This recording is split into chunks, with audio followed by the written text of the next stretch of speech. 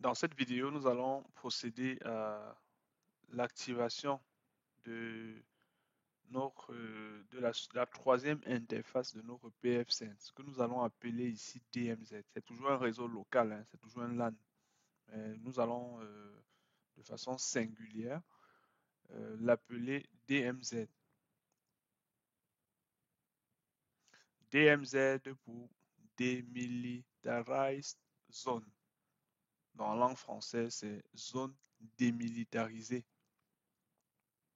En effet, c'est un sous-réseau qui est en réalité séparé du réseau local, du LAN que nous avons déjà dans notre PFSense, qui est isolé du LAN, isolé également du WAN, mais on aura la capacité d'accéder à ce DMZ-là via le WAN ou via le LAN. Ceci à travers des règles strictes, puisque dans le DMZ, on aura classiquement coutume d'inscrire dans ce réseau local des serveurs, étant donné que les serveurs regorgent des données extrêmement névralgiques, extrêmement sensibles. Il est donc important de mettre en œuvre des règles de filtrage strictes pour pouvoir garantir la sécurité de ces serveurs-là, pour pouvoir garantir qu'une personne malveillante ne puisse se compromettre, ne puisse euh,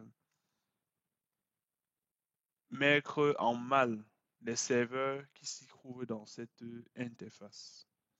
Donc, nous avons déjà sur notre PFSense trois cartes réseau, comme on l'avait fait précédemment. Nous avons la VMnet Network Adapter qui est connectée à la VMnet 0, donc Internet en l'occurrence. Nous avons la deuxième carte réseau qui est l'interface LAN et nous avons la troisième carte réseau qui est l'interface DMZ connectée à la VMnet 2.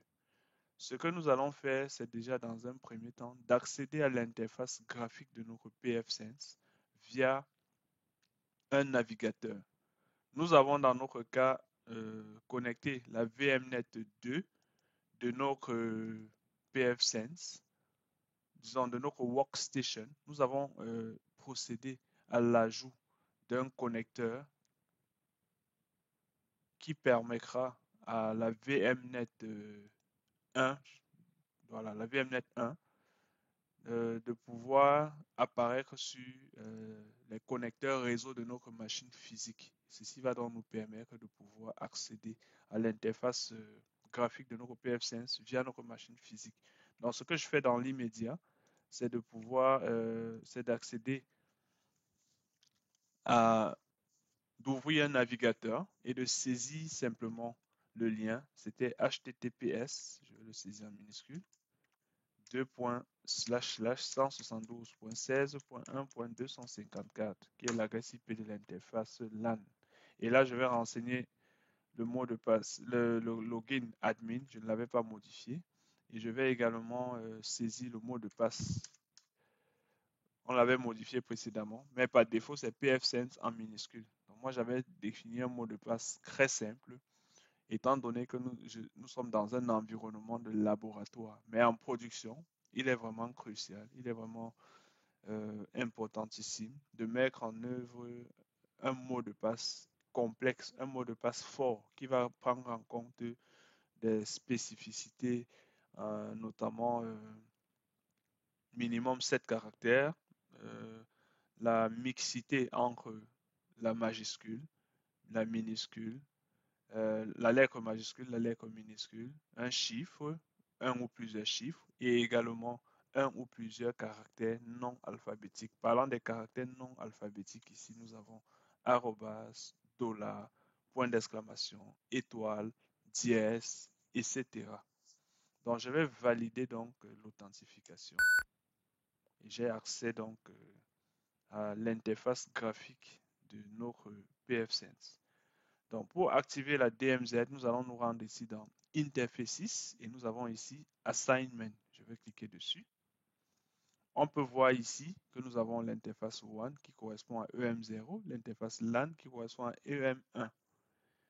Par contre, nous voyons ici que la troisième interface, bon déjà sur le WAN ici, on a la capacité de pouvoir changer EM0 en EM1 ou en EM2, libre à nous.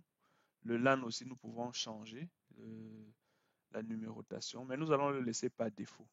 Ce que nous allons plutôt faire, étant donné que notre objectif c'est de pouvoir assigner EM2 ici à la DMZ, ce que nous allons donc faire, c'est de cliquer ici sur Add. Quand nous cliquons sur Add, nous voyons l'apparition de OPT1. C'est la dénomination par défaut de cette interface-là qui est, disons, du nom de la troisième interface de notre PF5. Mais nous n'allons pas le laisser OPT1. Nous avons initialement choisi la dénomination DMZ pour qualifier ce troisième réseau local. Ce réseau local qui est associé à l'interface DMZ de notre PF-Sense. Donc, nous allons simplement cliquer sur OPT1 ici. Quand nous cliquons sur OPT1, je vais cliquer sur OPT1, pardon. Quand nous cliquons sur OPT1, nous avons cette nouvelle fenêtre qui apparaît. La première des choses va consister donc à activer cette interface. Donc, si on ne coche pas cette case ici, l'interface ne sera pas présente sur notre PF-Sense. Donc, nous allons cocher cette case pour activer l'interface et nous allons changer OPT1 en associant plutôt la dénomination DMZ. Si je reviens sur notre architecture, nous avions dit que la DMZ a pour IP 192.168.10.254 avec le masque par défaut en /24. C'est cette IP-là que nous allons définir de manière statique. Donc, nous avons ici IPv4 Configuration Type. Nous allons donc choisir une configuration en mode statique parce qu'on peut le faire aussi en DHCP. Nous allons choisir plutôt statique IPv4. Je sélectionne là. Nous n'avons pas besoin des configurations en IPv6. Nous allons descendre un tout petit peu. Nous avons ici Static IPv4 Configuration. Qu'est-ce qu'on va faire? On va simplement renseigner l'adresse IP de notre DMZ 192.168.10.254 comme ceci. Et le masque par défaut, nous allons le laisser en slash. Le masque c'est /24 qui est le masque par défaut de cette IP de classe 6. Et à partir de là, nous allons simplement cliquer sur Save pour pouvoir enregistrer les modifications que nous venons d'opérer. Après avoir cliqué sur Save, il est également important de pouvoir appliquer ces changements parce que si nous ne cliquons pas sur ce bouton Apply Changes, tout ce que nous avons fait ne sera pas pris en compte. Puisque là, nous avons mis le message The DMZ configuration has been changed. The changes must be applied to take effect. Don't forget to adjust the DHCP server range if needed after applying. Bon, ici, la mention qui est faite là, c'est beaucoup plus de prendre en compte l'application de ces modifications via ce bouton que nous voyons ici. Donc, je vais simplement cliquer sur Apply Changes pour pouvoir effectuer donc la validation des changements que nous avons opérés. À partir de là, donc, nous pouvons déjà dire que nous avons validé les modifications. Si je reviens sur Interfaces, on peut déjà voir DMZ qui fait son apparition ici. Et si je clique même sur Assignment, nous voyons là, nous avons le WAN, le LAN et la DMZ qui correspond à EM2. Et si je m'en vais à l'accueil de notre PF5 en cliquant sur cette icône, en descendant un tout petit peu, on peut voir ici qu'on a nos trois interfaces, le WAN, le LAN et la DMZ. Si je reviens un tout petit peu sur notre workstation, j'appuie sur Entrée. Voilà, là on peut voir que on a déjà également notre DMZ ici qui a pour IP 192.168.10.254. Donc, je constate aussi que je n'ai pas l'IP. Je n'ai pas l'IP sur le WAN. Bon, ça c'est certainement liée à Internet. Normalement, je devrais l'avoir. En tout cas, je vais vérifier déjà côté Internet si j'ai je vais vérifier si j'ai accès à Internet. Je m'en vais sur le CMD de ma machine physique. J'essaye de faire un ping sur le DNS de Google. Oui, l'accès à Internet passe. J'ai bien accès à Internet. Donc normalement, je devrais avoir une IP sur mon pfSense.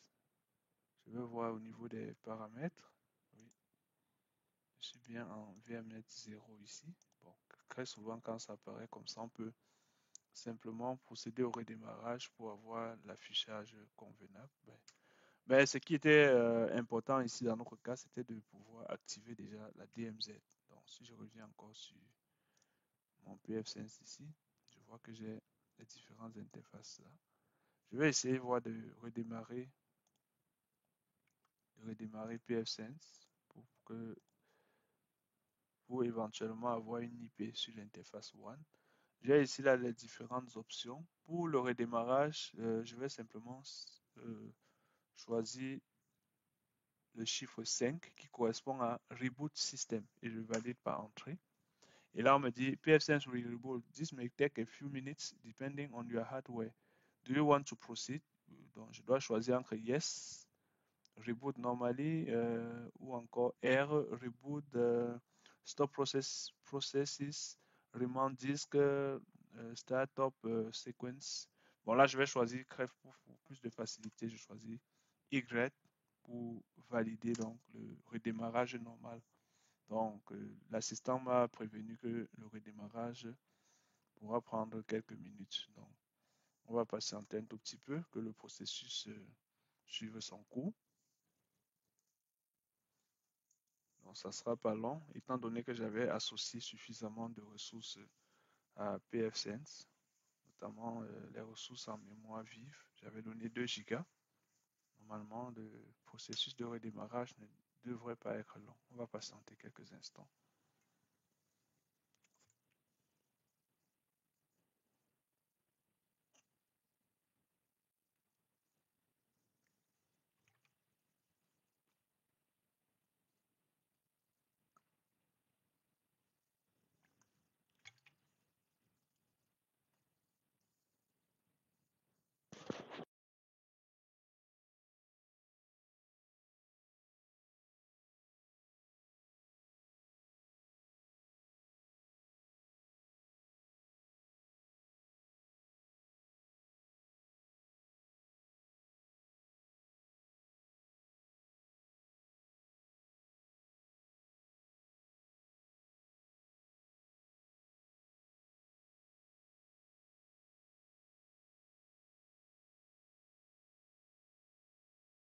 Voilà, suite au redémarrage, je peux constater que l'interface WAN de mon pfSense a une IP publique, non, une IP privée, pardon, comme je l'avais dit précédemment.